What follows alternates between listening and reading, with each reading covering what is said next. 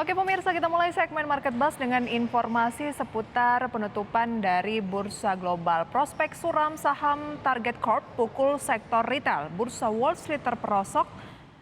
Ya, sementara bursa saham Eropa jeblok terseret kejatuhan saham Mercedes. Dan kita akan lihat pergerakan dari bursa Amerika sendiri di penutupan perdagangan. Dow Jones Industrial Average ditutup turun 0,12% menjadi 33.553. S&P 500 kehilangan 0,83% menjadi 3.958. Sedangkan Nasdaq Composite Index anjlok 1,54% di level 11.183. Kemudian kita akan melihat kondisi dari Eropa. Di Jerman, indeks DAX melemah 1% menjadi 14.234, FTSE 100 Inggris melemah 0,25%, kemudian CAC 40 Prancis juga turun 0,52%. Ya, ISG kemarin ditutup lemah 0,3% ke level 7.014. Kemudian dari Asia terpantau juga rata-rata melemah. Nikkei turun 0,15% di kisaran 27.985. Straits Times Singapura positif 0,79% di kisaran 3.292. Kospi Korea Selatan turun 0,59% di kisaran 2.462. Hang Seng Hong Kong turun 0,47%. Ya, sementara pergerakan komoditas minyak WTI melemah 0,55% di level 84,78 dolar Amerika per barrel. Nikel melemah 11,62% di level 26.739 dolar Amerika per metric ton. Emas melemah 0,05% ke level 1.776,05 dolar Amerika per troy ounce. Dan CPO melemah 1,3% di level 3.970 ringgit Malaysia per ton. Kemudian kita juga akan melihat bersama pemirsa seperti apa pergerakan dari valuta asing. Nilai tukar rupiah terhadap sejumlah mata uang utama dunia. Untuk rupiah terhadap dolar Amerika Serikat kembali melemah ke 15.600-an. Terhadap euro di 16.203 rupiah. Pound sterling 18.576 rupiah. Yen Jepang 111,87 rupiah. Itu dia review singkat dari bursa global di mana tampaknya mulai mereda tapi memang masih melemah ya terkait dengan adanya potensi geopolitik baru. Siapakah yang menembakkan rudal yang membuat warga Polandia ini tewas? Apakah Rusia, Ukraina atau pihak lain? Betul sekali, karena memang secara reaksi ini kemudian ditunjukkan begitu ya oleh pasar modal khususnya di zona Eropa dan juga mungkin di Amerika terkait dengan insiden tersebut. Begitu yang jelas terkait dengan hal ini memang terus dilakukan penyelidikan ya.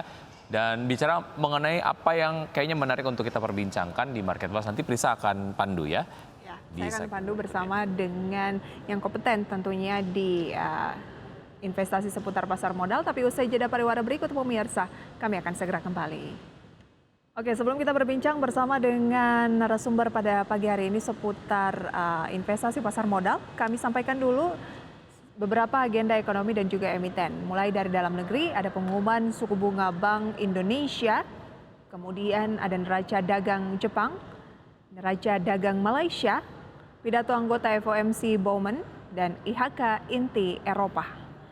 Sementara dari emiten, pemirsa ada Bayen yang akan melangsungkan RUPS, kemudian juga OKAS akan RUPS, BPII, DPS dividen tunai, CSRA, KUM dividen tunai interim, GEMS pembayaran dividen tunai, dan LTLS DPS dividen tunai. Oke, dan pada pagi hari ini pemirsa kita akan berbincang bersama dengan narasumber yaitu Pak Wawan Hendrayana membahas terkait dengan peluang suku bunga Bank Indonesia dan dampak tensi geopolitik baru Polandia Rusia, dan beliau merupakan Vice President Infovesta. Selamat pagi Pak Wawan, apa kabar? Selamat pagi, apa kabar? Kabar baik, terima kasih untuk waktunya pada pagi hari ini Pak Wawan. Mencermati dinamika ataupun peluang tensi geopolitik yang baru nih, kabarnya sebuah rudal menewaskan 2 warga Polandia dan masih simpang siur siapakah yang menyebabkan rudal tersebut menewaskan warga Polandia, dan awalnya Polandia menuduh Rusia. Namun dalam pertemuan negara-negara NATO di Bali gitu ya, Presiden Joe Biden Amerika menyatakan belum tentu itu Rusia meskipun rudalnya memang buatan Rusia. Sejauh mana ini menjadi perhatian dari para pelaku pasar untuk hari ini? Ya, untuk insiden ini ya memang kalau rilis dari pihak Barat ya, pihak NATO sudah state bahwa ini berasal dari Ukraina. Jadi tidak merupakan eskalasi yang membuat NATO langsung direct dengan Rusia untuk konfrontasinya. Jadi karena memang seperti itu, ya berarti saat ini lebih banyak status quo ya. Kalau impact kepada pasar modal kita, saya rasa cukup tipis saja begitu. Pasar akan lebih mencermati terkait pengumuman suku bunga BI saat ini yang lebih berpengaruh jauh kepada perekonomian di Indonesia. Oke, jadi Pak Wawan melihat bahwa terkait dengan tensi geopolitik baru Polandia, Rusia, Ukraina ini minor ya, lebih mungkin berdampak pada kawasan Eropa yang mungkin kalau misalnya kena ke Asia baru berdampak pula ke Indonesia, tapi lebih menyoroti ke suku bunga Bank Indonesia yang akan diumumkan hari ini ya. Betul, saat ini memang kekhawatiran bahwa Amerika akan kembali menaikkan dan apakah BI akan frontloading atau tidak. Oke, peluang dari suku bunga Bank Indonesia kali ini akan seperti apa? Mengingat kan mengikuti The Fed atau Bank Sentral Amerika waktu Oktober, Bank Indonesia sudah menaikkan cukup agresif 75 basis poin ya. Kalau misalnya untuk November ini akan seperti apa? Ya, memang prediksinya di Desember nanti saat ini The Fed adalah 4% dan mereka bisa naik itu ke 4,5 atau 4,75. Ekspektasinya kalau memang inflasi masih tinggi, ya bisa jadi itu akan menuju ke 4,75. Kalau itu terjadi, umumnya BI akan melakukan front loading ya, artinya dari sekarang sudah dinaikkan dulu supaya imbas ketika nanti The Fed itu naik, kita tidak betul-betul jatuh dalam gitu. Jadi karena seperti itu, ekspektasinya BI akan menaikkan 50 basis di bulan ini. Ini salah satu ekspektasi yang ada. Oke, berarti menjadi 5,25% ya. Betul, ekspektasi pasar ada di 5,25. Ya memang secara penerimaan kalau kita berkaca kepada sebelum-sebelumnya, di saat menjelang pengumuman suku bunga naik, itulah IHSG akan terkoreksi. Tetapi setelah naik ya justru investornya itu ini ya akan fokus ke berikutnya, katalis berikutnya. Kalau dari suku bunga ya sepanjang sudah diumumkan, ini sudah lewat saya rasa, dan pasar pun sudah expect bahwa memang suku bunga pasti naik, apakah 25 atau 50 basis. Oke, memang sudah diekspektasikan akan naik sekitar 25 ataupun 50 basis poin. Berarti kalaupun itu terjadi sudah ada persiapan yang dilakukan oleh para pelaku pasar. Tetapi apa sebaiknya yang dilakukan sebelum pengumuman itu benar-benar disampaikan, dan meskipun sudah sudah mengantisipasi, tapi kan tetap akan ada dampaknya nantinya ya, terutama untuk sektor-sektor yang sensitif terhadap kenaikan suku bunga. Iya betul. Jadi kita sudah lihat kemarin terutama ya, ini sektor keuangan terutama itu terkoreksi cukup dalam.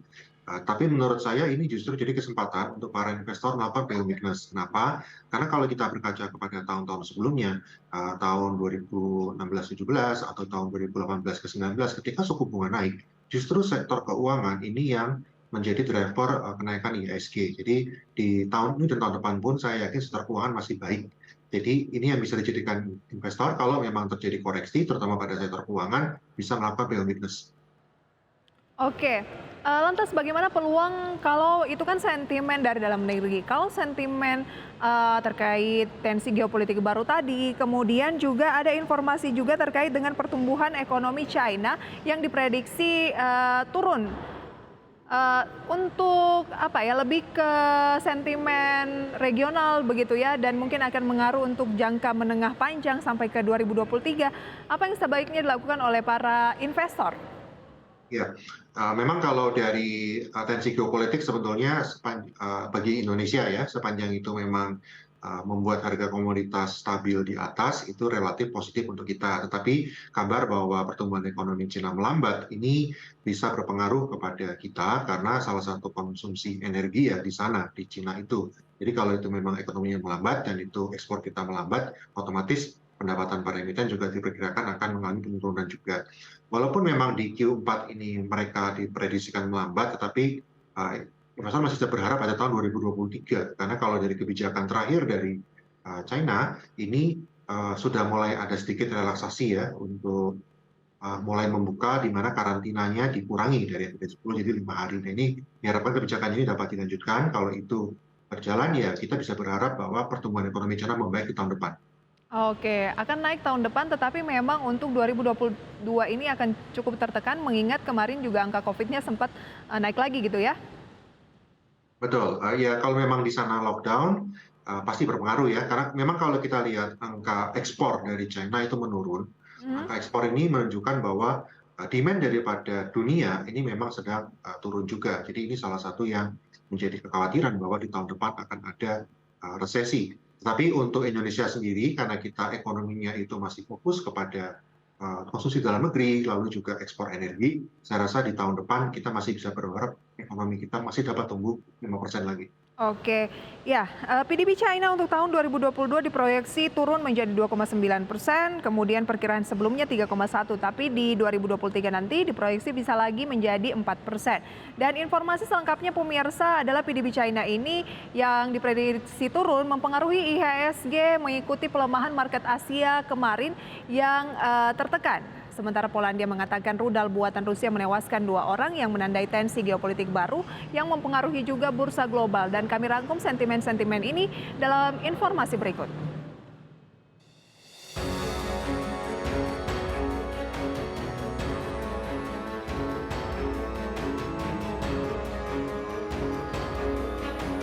IHSG tergelincir ke zona pelemahan saat akhir perdagangan hari Rabu terkoreksi 0,30% atau 22 poin ke posisi 7.014. Sektor industri dasar melemah paling dalam sebesar 1,85%, sementara sektor teknologi terkuat naik sebesar 1,28%. Saham Asia sebagian besar melemah karena data penjualan retail dan produksi industri Cina bulan Oktober yang dirilis Selasa mengecewakan. Pertumbuhan global melambat dan Cina berjuang melawan wabah COVID-19. JP Morgan menurunkan perkiraan ekonomi Cina sebagai tanggapan terhadap lonjakan kasus COVID-19 baru-baru ini. Pertumbuhan ekonomi Cina di tahun 2022 juga diperkirakan turun jadi 2,9% dari perkiraan sebelumnya sebesar 3,1%.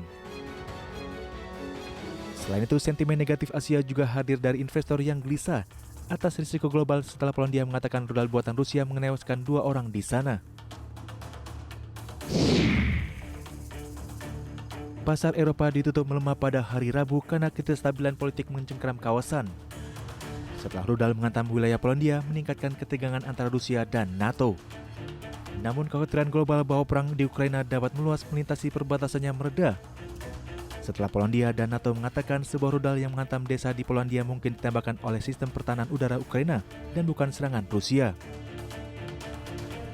Namun sejumlah kalangan menilai jika rudal tersebut bukan dari Rusia, tetap masih menyebabkan ketidakpastian di pasar global. Eropa sangat rapuh dan tengah menuju resesi karena krisis energi dan ketegangan geopolitik. Saham produsen senjata Jerman Rheinmetall, Leonardo Italia, grup pertahanan dan teknologi Prancis Thales, Sabab Swedia dan perusahaan pertahanan terbesar Inggris Base System naik antara 0,2% dan 4,2%. Berbagai sumber untuk IDX Channel. Oke, memang sentimennya beragam dari eksternal dan juga dari dalam negeri. Tetapi tadi Pak Wan sudah menjelaskan, investor mungkin akan lebih fokus pada sentimen dari dalam negeri terkait dengan pengumuman BI 7 Days Reverse Repo Rate atau suku bunga Bank Indonesia siang nanti.